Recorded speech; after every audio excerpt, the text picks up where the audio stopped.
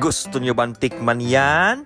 Talagang mapapalakjo ka sa laki ng burger nila. Dito lang yan sa Macy's Burger. Tignan nyo, oh. As kasing laki ng mukha ko yung burger nila. Diba? Try natin. Hi mga ka-frenis, andito kami sa Macy's Burger, located siya sa Bantayog Street, Concepcion 1, Marikina City. Nagsimula sila during pandemic year 2021 at si Sir Patrick na dati siyang chef but since nagkaroon ng pandemic nawalan siya ng trabaho. Ang ayuda nila na 5,000 pesos sa gobyerno, yun ang ginawa nilang puhunan para makapagsimula ng negosyo. Nagsimula lang sila sa isang variant which is TLC Burger hanggang sa mga customers nila nag-request ng iba't ibang twist. Ngayon, meron na silang 10 burgers lineup sa kanilang menu. Tara at makinig tayo sa kanyang inspiring na kwento. Sir, matanong ko lang, no? Sa isang araw, nakakailang benta po kayo ng burger? Nag-average kami 80 to 100. Ano yung mga struggles, challenges na experience nyo? Paano niyo siya na-overcome? Akala namin wala kami benta. May isang tao lang na bumili.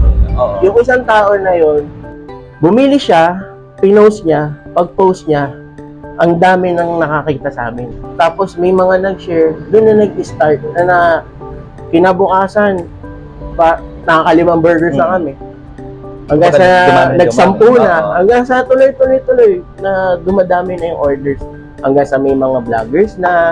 Ano ma-advise nyo sa mga tao na gustong mag-build up ng kanilang business? Kung passion mo talaga at gusto mo talaga yung bagay na yon, gawin mo. Ako po personally, huwag mo susukuan yung business. Once na naumpisahan mo yan, tuloy-tuloy mo lang. And then, pag naniniwala ka doon sa products mo, at may naniniwala sa produkto mo, pahalagahan mo yung mga naniniwala lalo sa'yo. Ang pinakahihintay ng lahat, tikiman time na mga ka-frenis. Ito yung triple Macy Burger. So, hindi ko talaga alam kung paano kakainin to kasi ang laki, oh.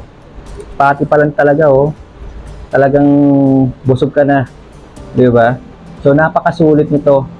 Panalong-panalo sa akin mga burgers nila dito sa laki and quality ng mga ingredients nila, especially sa burger patty nila. Masasabi ko na sulit ang babayaran nyo. For sure babalik-balikan nyo ang Macy's Burger. So tara at dayuhin at tikman ang kakaibang burger nila. Dito lang yan sa Marikina at yan ang Macy's Burger. So please follow, like, and share our page, My Life with Josh. Yun lang. Thank you. Bye-bye.